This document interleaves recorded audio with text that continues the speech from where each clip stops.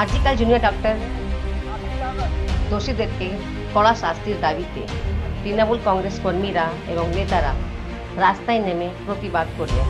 31শে August 38 নম্বর ওয়ার্ডের সভাপতি বুলবুল সাহের নেতৃত্বে ওয়ার্ড অফিস থেকে একটা মিছিল বের করা হয়। তারপরে কেশবচন্দ্র সেন স্ট্রিটে একটা ধর্না বসেন।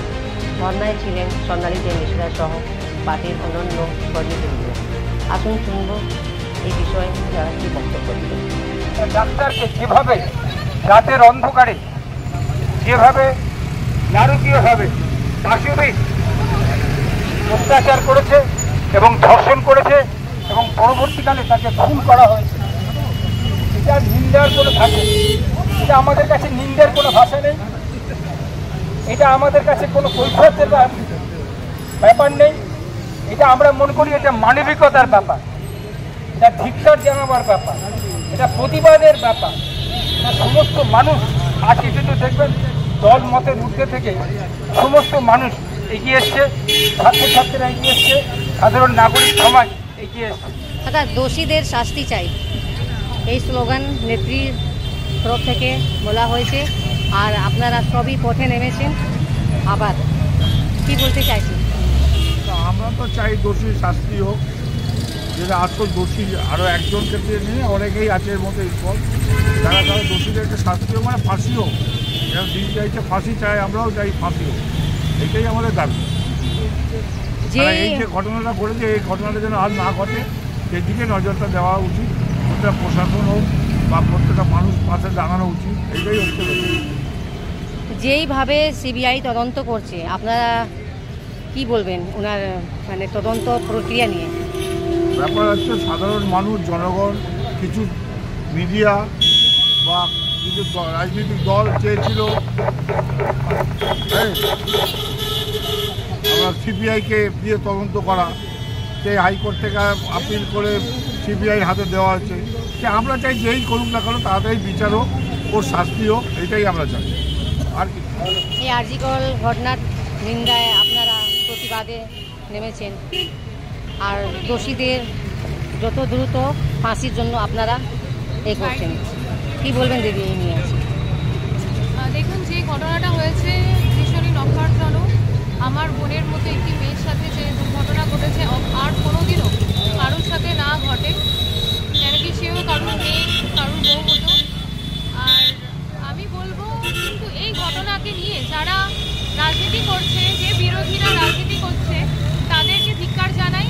আমাদের প্রতিবাদ দোষীর শাস্তির জন্যে, আমাদের প্রতিবাদ আমাদের মাননীয় মুখ্যমন্ত্রী মমতা ব্যানার্জির যে প্রতিবাদ, যে আন্দোলন করেছিলেন, পদযাত্রা করেছিলেন, প্রতিবাদী আওয়াজ তিনি উদ্ধৃত করেছিলেন এবং তার মধ্যে আমরাও সামিল ছিলাম একনিষ্ঠ কর্মী হিসেবে। আমাদের সকলের দাবি একটাই, জাতি ধর্ম নির্বিশেষে যারা এরকম নোংরা কাজ করে প্রত্যেকটা বোনের জন্য আমরা পাশে দাঁড়িয়ে আছি এবং এই যারা ধর্ষক তাদের বিরুদ্ধে আমাদের আওয়াজ কিন্তু সোচ্চার হবে এবং আগামী দিনগুলোতে আমাদের বুঝতে হবে যে আমাদের সমাজকে ঠিক করতে হবে।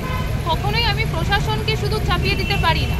আজকে আপনি বলুন তো, 24 ঘন্টা আমাদের যে কলকাতা পুলিশ 24 ঘন্টার মধ্যে যে দোষীকে খুঁজে পেয়েছিল, আপনারা জানেন যে ধর্ষককে, আজকে সেটা কেন্দ্রীয় সরকারের যে ওখানে যে সিবিআই যে তদন্ত হয়েছে এবং ওখানে যে চিকিৎসালয় কেন্দ্রীয়ভাবে যেটা পাওয়া গেছে ওদের রিপোর্ট, কেন্দ্রের রিপোর্টও কিন্তু তাই যে ওই লোকটাই দোষী।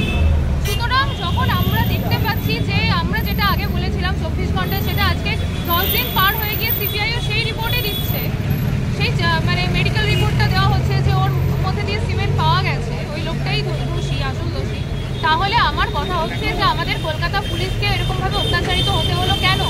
তাদের প্ররোচনায় এরকম নক্কারজনক ঘটনা ঘটলো, তাদের প্ররোচনায় এরকম যে বন্ধের মতো ঘটনা ঘটলো। আজকে কলকাতা বন্ধ করে দেওয়ার জন্য বিজেপিরা যে আন্দোলন করলো, পুলিশদের হ্যাম্পার করা হলো, আজকে কলকাতাকে নষ্ট করে দেওয়ার যে চক্রান্ত বিজেপি এবং বাম দুজনে মিলে করেছে, তার বিরুদ্ধে আমাদের তীব্র ধিক্কার জানাই এবং যারা ধর্ষক তাদের ফাঁসির দাবি জানাই।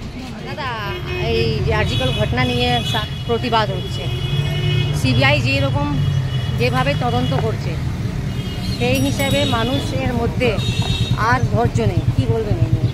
দেখুন, ধৈর্যটা আমাদের মধ্যে হচ্ছে। আমরা প্রথম দিন থেকে আমাদের নেত্রী মাননীয় মুখ্যমন্ত্রী মমতা বন্দ্যোপাধ্যায় সবার প্রথমে এটা প্রতিবাদ জানিয়েছিল। লক্ষ্যজনক ঘটনা। কিন্তু যখন দেখলাম এটা নিয়ে রাজনীতি চলে এসছে, এটা অত্যন্ত ভিন্নজনক ঘটনা। কারণ 14ই আগস্ট যখন রাত্রিবেলা পুরো কলকাতা, পুরো বাংলা দখল করলো, সেই আন্দোলনকে আমরা সমর্থন করি। কিন্তু সেই আন্দোলন যখন পৌঁছে গেল নবান্নর গেটে, তারা বলছে দাবি এক, দফা এক, মুখ্যমন্ত্রী পদত্যাগ। আমরা ধিক্কার জানাই। আমরা বলতে চাই যে আপনারা কি জাস্টিস চাইছেন না চেয়ার চাইছেন? কিন্তু এটা যদি মনে করে যে এই আন্দোলনে নেবে, নবান্ন ঘেরাও করে যে প্রশাসন মানে পুলিশ আমাদেরকে দিনরাত প্রোটেকশন দেয়, যেভাবে করে 24 ঘন্টার মধ্যে সঞ্জয় রায়ের মতো দুষ্কৃতীকে ধরে নেয়, তাদের উপর ইটপাটকেল করলো, একজন পুলিশের চোখ চলে গেল।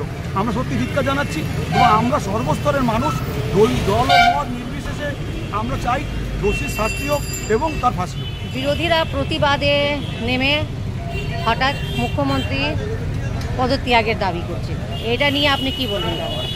দেখুন, আমরা বলবো আমরা জাস্টিস চাই, আর যারা রাজনীতি করতে চায়, যারা ঘোলা জলে মাছ ধরতে নেমেছে, তাদেরকে বলতে চাই এটা পশ্চিমবঙ্গ, এটা আমাদের মাটি, বাংলার মাটি, এরা সব বোঝে, সবাই বুঝে। আর দিদির সাথেই আছে। দিদি আজকে যে পদক্ষেপ নিয়েছে মহিলাদেরকে সুরক্ষিত রাখার, দিদি নতুন আইন আনতে চলেছে বিধানসভাতে, যে আইন বলছে রেপের একটাই শাস্তি, ফাঁসি।